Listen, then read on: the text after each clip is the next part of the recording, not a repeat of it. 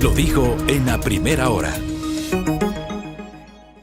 Estamos de regreso con más información, 7 de la mañana con 5 minutos. No está de más recordarles, por favor, que conduzcan despacio y, por supuesto, sintonizando Sonorama, la gran señal nacional. Ya tenemos conectada con nosotros a través de nuestros medios telemáticos a Mariana Yepes. Ella fue parte del Comité de Evaluación de la Corte de Justicia 2019, a quien quiero darle la bienvenida a este espacio informativo para poder conversar sobre algunos temas. Hace 2 años, pues, la mayoría de jueces y conjueces de la Corte Nacional de Justicia fueron removidos de sus cargos, pues por no pasar la evaluación realizada por el Consejo de la Judicatura. Desde entonces los magistrados alegaron la vulneración de sus derechos y ahora la Corte Constitucional del Ecuador falló a su favor. ¿Cómo ve este proceso que se está realizando, que se va encaminando de alguna manera pues en favor de los magistrados de aquella época? Sí, muchas gracias por la invitación. Bueno, es preocupante lo que sucede, ¿no? Este proceso se hizo, yo creo que dentro del marco constitucional y legal. La ley les permite hacer al Consejo de la Judicatura hacer las evaluaciones correspondientes en los tiempos que determina la propia disposición. También la Constitución establece esa competencia para hacer las evaluaciones. En el caso que nos ocupa, pues hubo un exhorto por parte del Consejo de Participación Ciudadana de aquella época, que recogió a su vez la votación ciudadana. Entonces fue un proceso democrático que motivó esta disposición por parte del Consejo al Consejo de la Judicatura. Es así que no solamente fue para la evaluación, sino también para que se cambien, se renueven a los miembros del Consejo de la Judicatura. Y luego vino la evaluación. La evaluación, a mi criterio, está revestida de legitimidad y de legalidad. Yo realmente conformé una comisión, un comité de apoyo de evaluación con otros profesionales que también académicos, con quienes hicimos un trabajo con absoluta responsabilidad en lo que se refiere a aplicar los manuales, los criterios del Consejo de la Judicatura para apoyar este proceso de evaluación. Doctora, bienvenida nuevamente, buenos días, le saluda Belkis Sánchez. Sí, tanto usted como otros miembros justamente de este comité de apoyo de evaluación de la Corte Nacional de Justicia han señalado que el proceso se llevó adelante apegados a la ley y demás. Pero posteriormente a todo el proceso, la Corte Constitucional determinó la inconstitucionalidad del mismo por haber inobservado varios aspectos. Por ejemplo, lo que tiene que ver con temporalidad, que no se cumplió el plazo determinado en la Constitución de la República para esta renovación parcial de la Corte Nacional de Justicia. Y es de alguna manera esto lo que origina o se configura como una causal de incumplimiento de funciones ahora para llevar adelante este proceso de juicio político en contra del Consejo de la Judicatura. ¿Qué responder a ello? Bueno, yo creo que si leemos con detenimiento la sentencia de la Corte Constitucional, nos encontramos frente a unas declaraciones que validan el proceso en cuanto a la evaluación misma. Nunca dice, una de las causales de la destitución del juicio político, más bien dicho, es que se ha delegado funciones a quienes no eran parte del Consejo de la Judicatura. Y hablando de esa delegación, la Corte Constitucional indica que no ha habido delegación. Y así se refiere a muchísimos puntos. Y únicamente lo que anota es realmente lo que usted menciona, el tema de la temporalidad, en la época en que se debía hacer la evaluación. Es una pena que se tome la sentencia de la Corte Constitucional, muy valedera, ¿no?, para quienes presentaron la demanda, la acción constitucional, pero que se tome como causal de destitución al Consejo de la Judicatura, a los miembros del Consejo de la Judicatura. Me parece que con eso se está aportando a desinstitucionalizar el Estado. Y todo lo que está sucediendo nos converge a ese punto, ¿no? Ya existen estudios de carácter internacional que mencionan que el país se encuentra más allá de los 120 puestos, 128 me parece, en respeto a la institucionalidad. Lo cual es gravísimo porque eso incide en la economía del país, en el respeto internacional porque cuando no se respeta la justicia, no se respeta la integración de la justicia, ¿qué es lo que podría hacer? No hay inversiones, no hay desarrollo económico, todo eso debería meditarse, ¿no? Y está bien que quienes presentaron su demanda, su acción constitucional, estaban en su derecho, y que hayan obtenido una resolución, pues eso tiene repercusiones de carácter personal para cada uno de ellos. Pero me parece inadecuado que tenga repercusiones políticas para toda una institución tan importante como es la función judicial. De alguna manera, por ejemplo, Maldonado ha mencionado que lo que se hizo fue que el Consejo de la Judicatura responda a una disposición del Consejo de Participación Ciudadana transitorio. Esto debido a todas las denuncias por mal accionar de algunos magistrados. Entonces, frente a esta respuesta, ¿por qué se daría el juicio político en contra de los vocales del Consejo de la Judicatura y no se realiza en contra del Consejo de Participación Ciudadana transitorio de aquella entonces? Porque obviamente ya no están en cargos. Usted prácticamente dice lo correcto, ¿no? Yo creo que, como su nombre lo indica, es un juicio político, que no se analiza las verdaderas causas, las verdaderas motivaciones que existió para la evaluación de los jueces de aquella época del año 2019. No solamente que existían problemas en cuanto a la conformación de la Corte, porque me atrevo a decir eso, ¿cómo fueron nombrados los integrantes de la Corte Nacional? ¿En qué época fueron nombrados? ¿Cómo se hicieron esos concursos? Porque también existía para ellos no solamente una prueba de carácter de conocimientos, una prueba práctica, una prueba teórica, sino que también había una entrevista, y con esa entrevista crecía el puntaje de aquellas personas que no iban a entrar por sus conocimientos y por su práctica, digamos, ¿no? Entonces, todo eso quizás motivó a que el Consejo de la Judicatura de aquella época dicte un exhorto que prácticamente le obligaba al Consejo de la Judicatura a tomar una decisión como la que ahora está siendo impugnada. No se ha dicho nada respecto del exhorto también que hubo para que exista la modificación en cuanto a la integración del Consejo, o sea, que sean removidos los integrantes del Consejo de la Judicatura. Y así se hizo. Se nombró un nuevo Consejo de la Judicatura por parte del Consejo de Participación Ciudadana de aquella época, el mismo que exhortó que luego de que se designen los nuevos vocales del Consejo, los nuevos integrantes del Consejo, se haga una evaluación a los jueces de la Corte Nacional. Eso era un imperativo. Un imperativo, tanto fue así que se dictó ese imperativo para el anterior consejo, el Consejo Provisional, y luego como se dejó sin efecto, el propio Consejo dejó sin efecto porque no se ponían de acuerdo, inmediatamente cuando se nombró el nuevo Consejo, el Consejo que ahora está, dispuso que se haga la evaluación a este nuevo Consejo, que retome aquel exhorto. Sin embargo, doctora, si bien existió este antecedente que señala, me refiero a este exhorto, ¿no hubo acaso inobservancia como tal a lo dispuesto en la Constitución, que es materia de análisis en sí mismo? Bueno, ese es un tema que siempre resulta un poco discutible, ¿no? Ajá. ¿Qué valor tiene el exhorto frente a la norma constitucional? ¿Qué valor tiene? El exhorto es producto de la consulta popular. O sea, el pueblo se manifestó en ciertos puntos, y uno de ellos fue aquel relacionado con la administración de justicia. Bueno, en otros aspectos, yo quisiera que nos cuente un poco. Usted participó de esta evaluación, usted integró pues la comisión. Quiero que nos cuente bajo qué parámetros se realizó toda esta evaluación que de alguna manera tuvo la queja de varios magistrados. ¿Qué pasó en aquel entonces? Porque a raíz de esta evaluación es que se desencadena todos estos inconvenientes que vemos ahora en el 2022. ¿Cómo fue? Quisiera que nos cuente más detalles de eso. ¿Cuál fue el alcance en sí mismo del Comité de Apoyo de Evaluación? Bueno, el Comité de Apoyo, como su nombre lo indica, nosotros cumplíamos todas las actividades señaladas en un instructivo, en los manuales que ya fueron aprobados por un comité de expertos. El Consejo de la Judicatura puso a disposición de este Comité de Apoyo para que nosotros cumplamos las disposiciones del Consejo, pero quienes realmente hacían la evaluación al final era el Consejo, los vocales del Consejo de la Judicatura.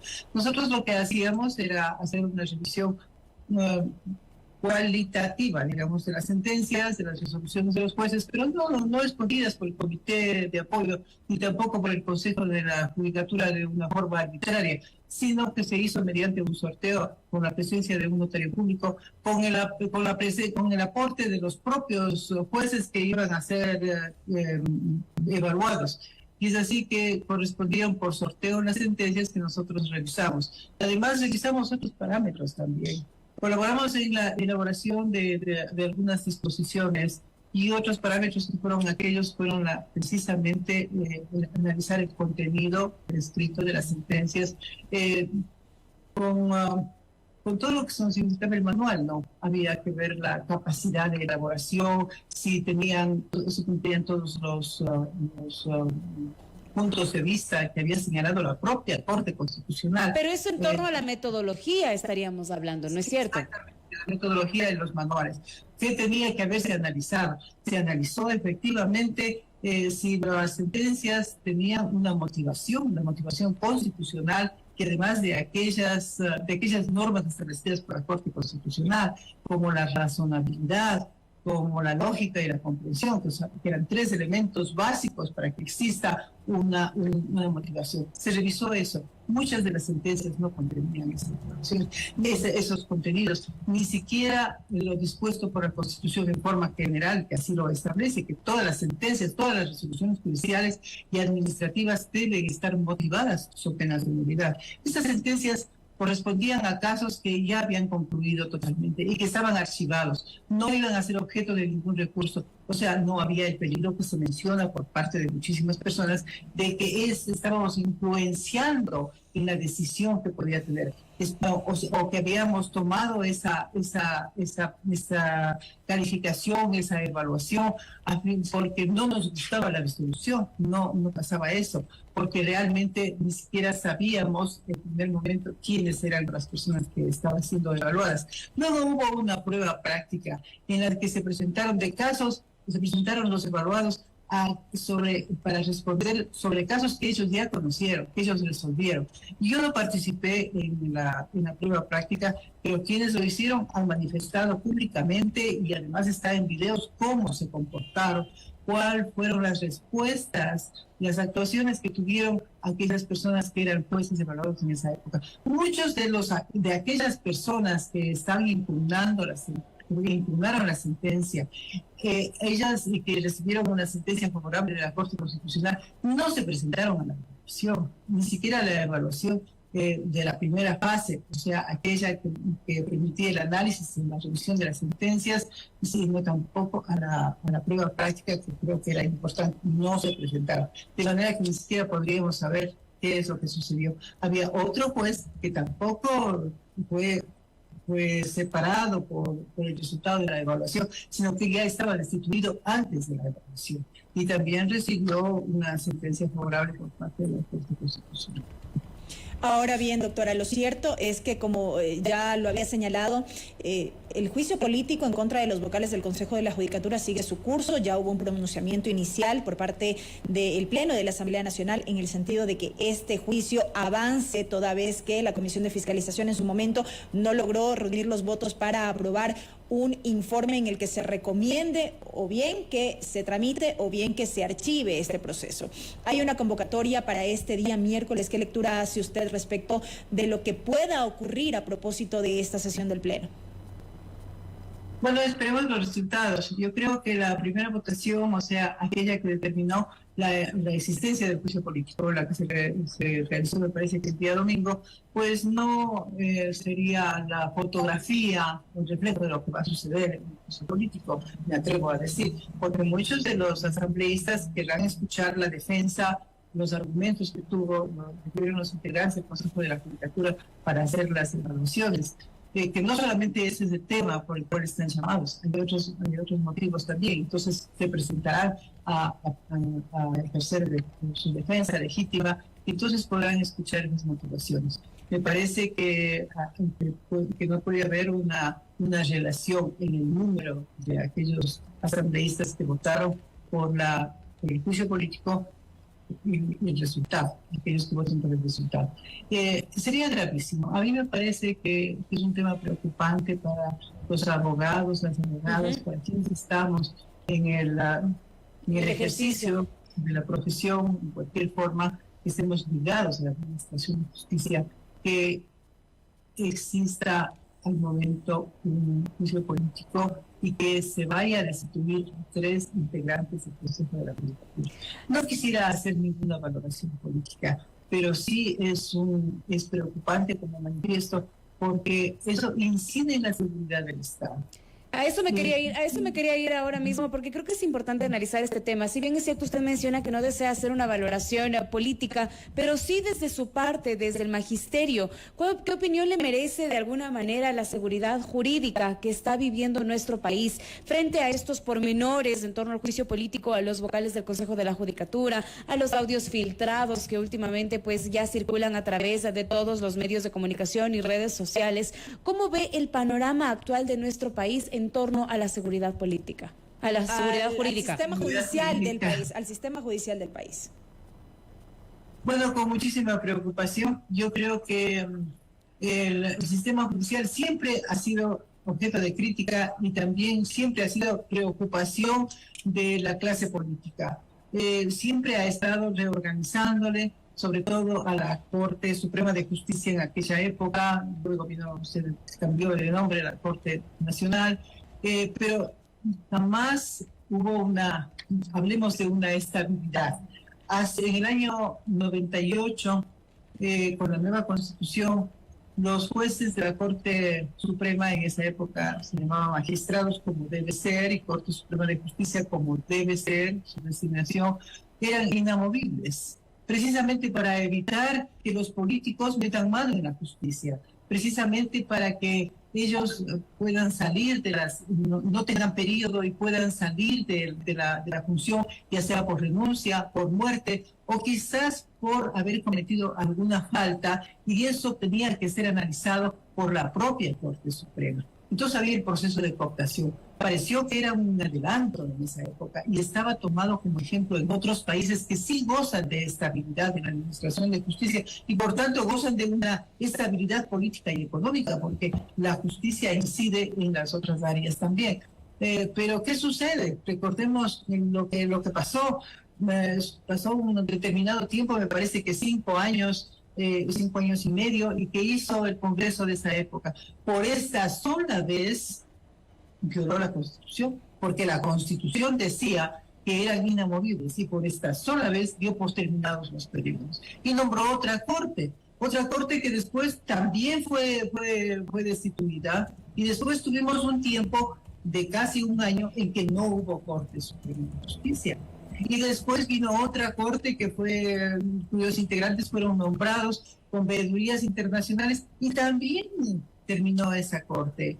Y después vino la reforma constitucional y ya no quiero hablar mucho del tema político, pero ¿qué vino? Vino un gobierno fuerte que lo primero que dijo: voy a meter mano en la justicia, y lo hizo a través del presidente del Consejo de la Judicatura, designado por él, porque era su secretario particular, su ministro de Justicia, y entonces en ese Consejo de la Judicatura lo que hacía es controlar a todos los jueces, inclusive tenía expedientes sumarios administrativos y decisiones de separación de sus funciones en el momento que no tomaban unas resoluciones que haya sido dispuestas por el Ejecutivo o por el presidente del Consejo de la Judicatura. En esa época controlaba a los jueces como despachaba. Precisamente eso motivó que haya la consulta popular, motivó que existe el exhorto por parte del Consejo de Participación Ciudadana y motivó la evaluación de los jueces.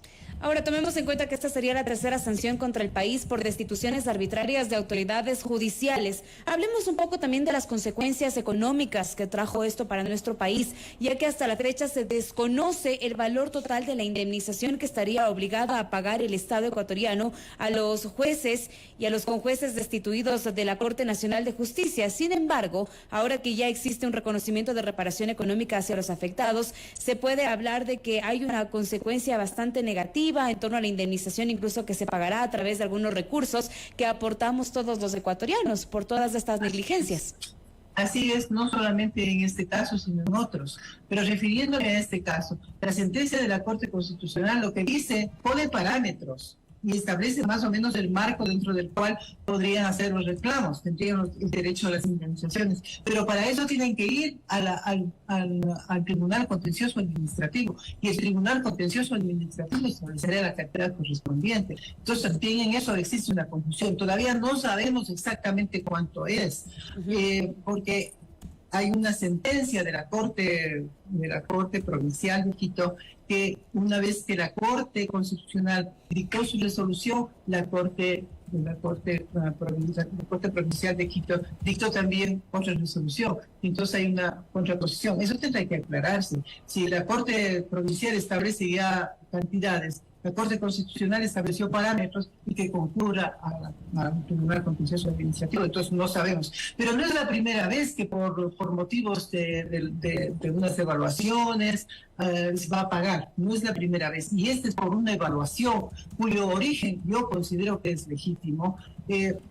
Cuando hubo, lo que mencioné anteriormente, cuando el Congreso Nacional dispuso que por esta sola vez a los jueces cuyo periodo era inamovible, les destituyó en una sesión de una noche cortísima por esta sola vez violando la Constitución. La Corte Interamericana estableció una sanción y la Corte Interamericana sí fijó las sumas, y fueron altas sumas que el Estado pagó por violentar el Congreso, la Constitución, violentar esos periodos. Este no es el caso.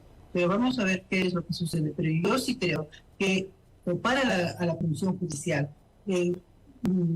dar por terminados, o sea, no terminados, por destituirles por un juicio político, que por primera vez se haría un juicio político a los miembros del Consejo de la Judicatura, lo cual es gravísimo porque pesa en la estabilidad de la propia función judicial, es grave para el Estado ecuatoriano porque nadie confía en un país que su justicia es inestable. Entonces tenemos perjuicio para la parte económica, para la parte social y también por la respetabilidad internacional. Doctora, hay una realidad que es clara y que en cierta medida usted ya hizo referencia, y es que vivimos una crisis en cuanto a la institucionalidad en nuestro país. Se han agudizado las críticas alrededor de la justicia ecuatoriana y hay elementos que han abonado para aquello. La revelación de audios sobre supuestos casos de corrupción, injerencia o supuesta injerencia entre poderes del Estado, entre la función ejecutiva en el Poder Judicial, el abuso en el uso de recursos, las acciones de protección, los habeas corpus, casos también de justicia selectiva. ¿Qué hacer frente a esta deslegitimación de nuestra justicia? Y a la celeridad que se le da a algunos casos y a otros no. Por eso hablaba de esta denominada justicia selectiva. En unos casos se opera de manera muy pronta y en otros casos hay procesos que duran años y que no tienen sentencia. Pero tiene razón en esas observaciones. Tiene mucha razón, porque yo creo que ante eso debe haber un control más estricto sobre para qué es el Consejo de la Judicatura, para un control administrativo y para el ejercicio financiero de la función judicial, para que los jueces se dediquen exclusivamente a dictar las resoluciones y no a estos ámbitos que no le competen, como son lo administrativo y lo físico y también lo económico. Por eso se creó el Consejo de la Judicatura. Y el Consejo de la Judicatura tiene entre sus funciones principales controlar el ejercicio jurisdiccional correcto. O sea, que cumplan sus funciones dentro de los plazos correspondientes, los jueces que no cometan incorrecciones en el ejercicio jurisdiccional. Todo eso debe ser controlado. Y ahora existe el sistema de las evaluaciones. Entonces tiene que haber las evaluaciones permanentes a los jueces, precisamente ¿para qué? Para saber si ellos están o no incurriendo en faltas, para evitar que lo hagan, como en el caso de los habeas corpus que mencionan. A todos nos preocupa el caso de la facilidad con la que se conceden los habeas corpus, sobre todo, no solamente con facilidad, con ligereza, sino con ilegalidad e inconstitucionalidad. ¿Cuáles serán las motivaciones que tienen ellos para llegar a esas resoluciones tan ligeras y criticadas y que ponen en mal predicamento la función judicial? No olvidemos que todo eso incurre, o sea, es parte de la justicia penal, pero no nos estamos, nunca mencionamos qué pasa con el resto de la justicia. Solamente vemos la parte penal. Quizás hacia eso debe preocuparse más el Consejo de la Judicatura, hacer las evaluaciones y cuando tengan que nombrarse nuevos jueces por cualquier circunstancia, sea por destituciones, ausencias definitivas o simplemente por separación de los jueces, debería escoger debidamente. Los procesos de selección también deberían ser revisados, deberían ser más rigurosos en el área penal fundamentalmente. Perfecto, quiero agradecerle mucho a Mariana Yepes. Ella fue parte del Comité de Evaluación de la Corte de Justicia en el año 2019. Gracias por darnos a conocer a través de este espacio su apreciación y sobre todo pues darnos a conocer cuál fue el proceso de evaluación que se llevó a cabo en aquel entonces que desencadena ahora mismo en este juicio político a los vocales del Consejo de la Judicatura. Gracias por acompañarnos. Le deseamos a usted una excelente mañana. Lo mismo a ustedes, ¿no? Muchísimas gracias. Muchísimas gracias. Son las 7 de la mañana con 31 minutos. Belkis, momento de hacer una pausa. Primera plana. Todas las noticias, todas las voces.